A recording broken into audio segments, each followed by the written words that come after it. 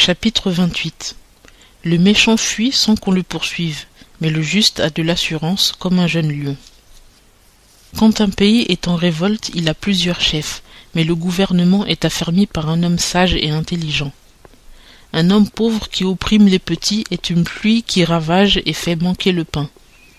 Ceux qui abandonnent la loi louent les méchants, mais ceux qui gardent la loi leur font la guerre. Les gens adonnés au mal n'entendent point ce qui est juste, mais ceux qui cherchent l'Éternel entendent tout. Le pauvre qui marche dans son intégrité vaut mieux que celui dont les voies sont détournées et qui est riche. Celui qui garde la loi est un enfant entendu, mais celui qui se plaît avec les débauchés fait honte à son père. Celui qui augmente son bien par intérêt et par usure l'amasse pour celui qui aura pitié des pauvres. Si quelqu'un détourne l'oreille pour ne point écouter la loi, sa prière même est une abomination. Celui qui fait égarer les hommes droits dans un mauvais chemin tombera dans la fosse qu'il aura faite, mais les hommes intègres hériteront le bonheur. L'homme riche pense être sage, mais le pauvre qui est intelligent le sondera. Quand les justes se réjouissent, la gloire est grande, mais quand les méchants s'élèvent, chacun se cache. Celui qui cache ses transgressions ne prospérera point, mais celui qui les confesse et qui les abandonne obtiendra miséricorde. Heureux est l'homme qui est continuellement dans la crainte, mais celui qui endurcit son cœur tombera dans la calamité.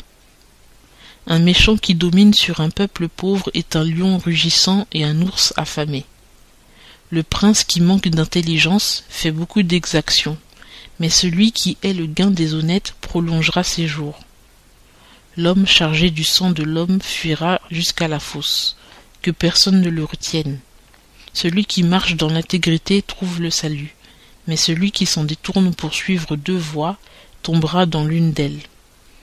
Celui qui cultive sa terre sera rassasié de pain, mais le compagnon des fainéants sera rassasié de misère. L'homme loyal abondera en bénédictions, mais celui qui se hâte de s'enrichir ne demeurera point impuni. Il n'est pas bon d'avoir égard à l'apparence des personnes, car pour un morceau de pain, un homme fera le mal. L'homme envieux se hâte pour s'enrichir, et il ne sait pas que la disette lui arrivera. Celui qui reprend quelqu'un finira par être préféré à celui qui flatte de sa langue. Celui qui vole son père ou sa mère, et qui dit que ce n'est point un crime, est le compagnon du malfaiteur. Celui qui a le cœur enflé excite les querelles, mais celui qui s'assure sur l'Éternel sera rassasié. Celui qui se confie en son propre cœur est un insensé, mais celui qui marche dans la sagesse sera délivré. Celui qui donne aux pauvres n'aura point de disette, mais celui qui en détourne ses yeux abondera en malédiction. Quand les méchants s'élèvent, chacun se cache, mais quand ils périssent, les justes se multiplient.